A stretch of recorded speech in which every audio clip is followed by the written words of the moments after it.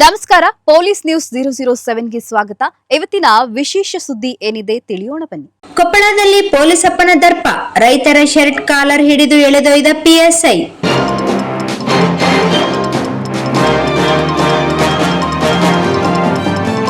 ಕಾವಲು ಕಾಯಬೇಕಾದ ಕಾನೂನು ರಕ್ಷಕನೇ ಭಕ್ಷಕನಾದ್ರೆ ಹೆಂಗೆ?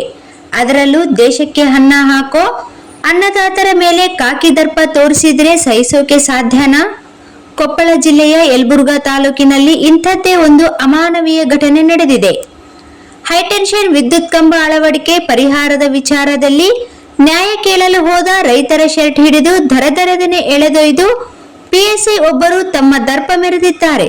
ಹೌದು, ಬೇವೂರು ಪೊಲೀಸ್ ಠಾಣೆಯ ಪಿಎಸ್ಐ ಗುರುರಾಜ್ ಎಂಬುವವರೇ ರೈತರ ಮೇಲೆ ತಮ್ಮ ಅಧಿಕಾರದ ದರ್ಪ ಪ್ರದರ್ಶಿಸಿದ್ದಾರೆ.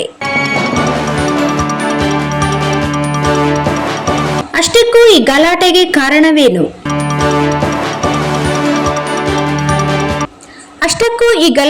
ಕಾರಣವಾಗಿದ್ದು ಹೈಟೆನ್ಷನ್ ವಿದ್ಯುತ್ ಕಂಬ ಅಳವಡಿಕೆಯ ಪರಿಹಾರದ ವಿಚಾರ.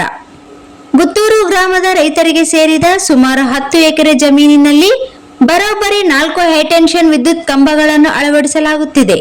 ಇದರಿಂದ ಜಮೀನಿನ ಮೌಲ್ಯ ಕಳೆದುಕೊಳ್ಳುವ ಭೀತಿಯಲ್ಲಿರುವ ರೈತರಾದ ಪ್ರಕಾಶ್, ಶ್ರೀಕಾಂತ್ ಹಾಗೂ ವಿಜಯ ರೆಡ್ಡಿ 4 ಕಂಬಗಳಿಗೆ ಒಟ್ಟು 1,20 ಲಕ್ಷ ರೂಪಾಯಿ ಪರಿಹಾರ ನೀಡುವಂತೆ ಬೇಡಿಕೆ ಇಟ್ಟಿದ್ದರು.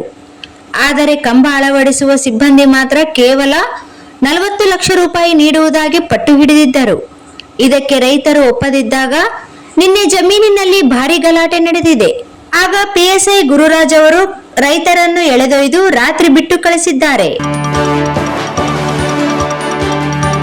ಇದು 10 ಎಕರೆ ಚಿಲ್ಲರೆ ಐತ್ರಿ ಹೊಲ. ಇದು ನಮ್ಮ ಹೊಲದಾಗ 4 ಕಂಬ ಕುಂದ್ರಾಕತ್ತಾರ್ರಿ.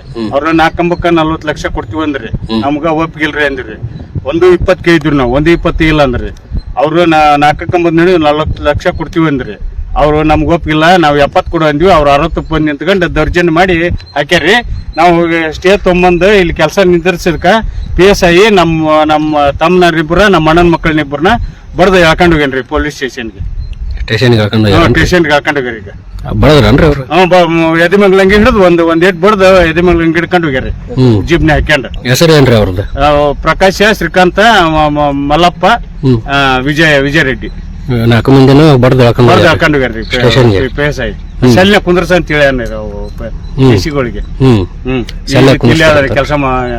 ಕೆಲಸ ಮಾಡಕತ್ತೇನ್ರಿ ಇಲ್ಲಿ ನಿಂತ್ಕೊಂಡು.